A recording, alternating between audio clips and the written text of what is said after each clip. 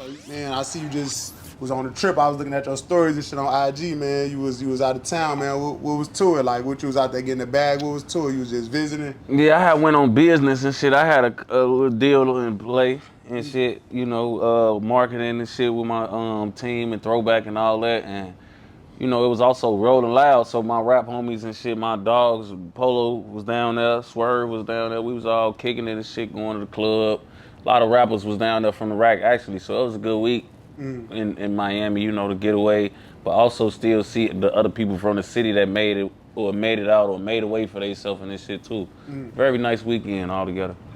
I fuck with that. Yeah. And when you said that, I got a couple questions behind that. Like, so with throwback, like, what's to the? I see you be promoting throwback, so y'all like you locked in type shit. Yeah, for sure. Yeah. Yeah, that's like some shit that I stand on. Like that's my brand. Like I'm a part of that, and like I'm one of the faces of that, and that's just some shit I'm gonna stand on. You know what I'm saying? Like throwback. I had got up on them at a couple years ago and shit. My little brother had brought him through. Tasky had came through and brought him through because I'm a heavy smoker. Indeed. And I was getting real tired of backwoods. They was high as hell. They was like $13 in the hood, and only 2 of the 5 was usable. And hella veins. They either had hella veins or had holes or some type of rips or was just terrible. So my brother ended up coming in one day with them throwbacks and shit, and I was just so fucking happy about the quality of the shit. I started posting them like every day, like to the point where I was like giving them promo like every day, literally, like just showing them it was a big leaf so I could stuff a bunch of weed in them like I used to be able to do with backwoods. Like a lot of people who've been on backwoods heavy know, like a couple years ago, the wood used to be wide as hell where you can just stuff a whole tray 5 in there. You can't do that now. You know what I'm saying? But throwbacks reminded me a lot of what like backwoods used to be. So when I seen that, I was just overly ecstatic and posting them every day. And then I found out the wife of like the company, she was from Chicago. It was like, that's gangsta. yeah, you know what I'm saying? It was, she a black lady too, and she like, So it's she black owned business. yeah, like so it's like one of those things where it's like, oh damn, now you from the rack, like anything in Chicago, I'm on that. So when that happened, I'm like, oh yeah, I over supported it now, and then it got to a point where her husband, his brand, you know what I'm saying? He hit me up, flew me out, we locked in from that. It's just been we just been doing that, coming strong, locking in, you know what I'm saying, ever since. And that's why I like to do the shit that I do, for like you never know what type of doors those can open when you just being real or just being, who you are when nobody's looking. You know what I'm saying? Like I didn't know the people at Throwback. I didn't know them. I wasn't promoting that shit to get like recognition or free throwbacks from them, or You ain't know that was gonna be a partnership. I ain't know that was gonna be. I wasn't trying to do that at the beginning for no partnership or nothing. I was just like very happy about the product, and that turned into what's going on now. And Hassam and the people at Throwback, the higher ups, they very like happy with the results of what I've done and what I've brought to the team and what I bring to the table. So it's just one of those things that I'm very proud of. You know what I'm saying?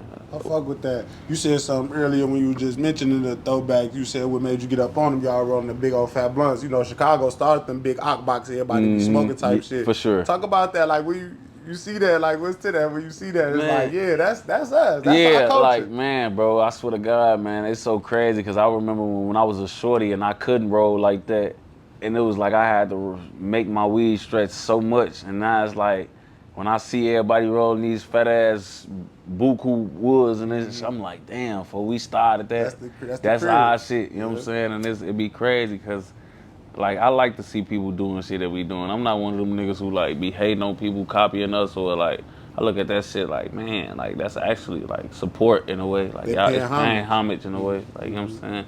A motherfucker, it's kind of flattering when people like do the shit you do.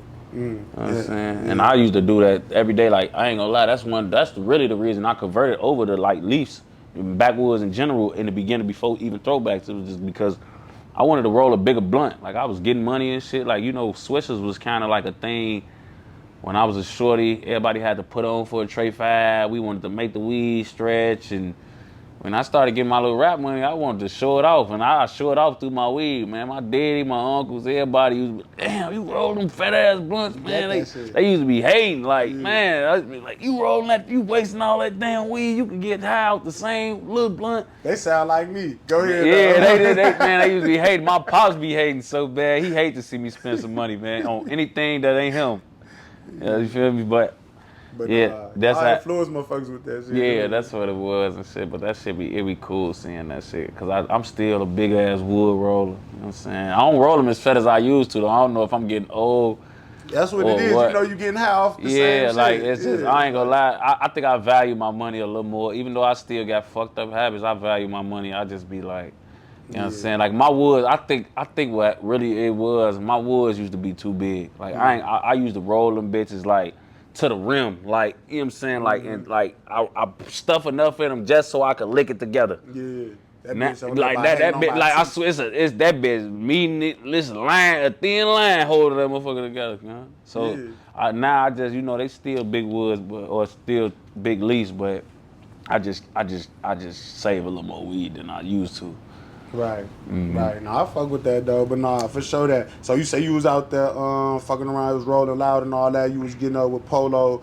I see when you was talking about how you met or got up with the Throwback guys. You said I see you on a interview or a live with someone. You was talking about that's how you met Polo G. You just showed him love. You know what I'm saying? It was like a connection made from that type of shit. Yeah, that's why I say like I'm proud of the nigga I am, because I don't do shit or like give people recognition when everybody else is doing it. I don't jump on waves. I'm like a wave creator. I don't follow niggas' waves.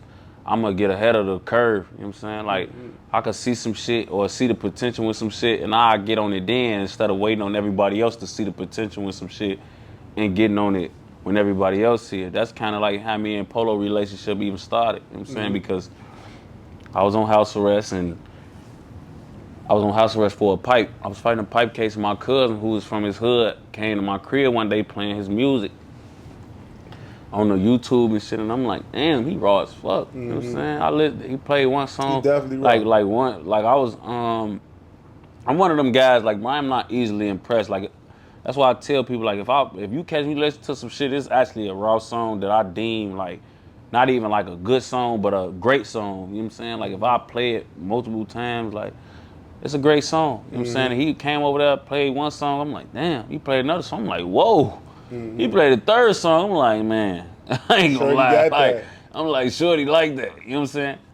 And I'm like, all right, cool. He left. My cousin ended up leaving and shit, and I was still there on house arrest. I ain't had shit else to do. Like a motherfucker who, like, at that time, music was getting me through it. You know what I'm saying? Because I'm on house arrest. I'm on county house arrest at that. I ain't getting no movement.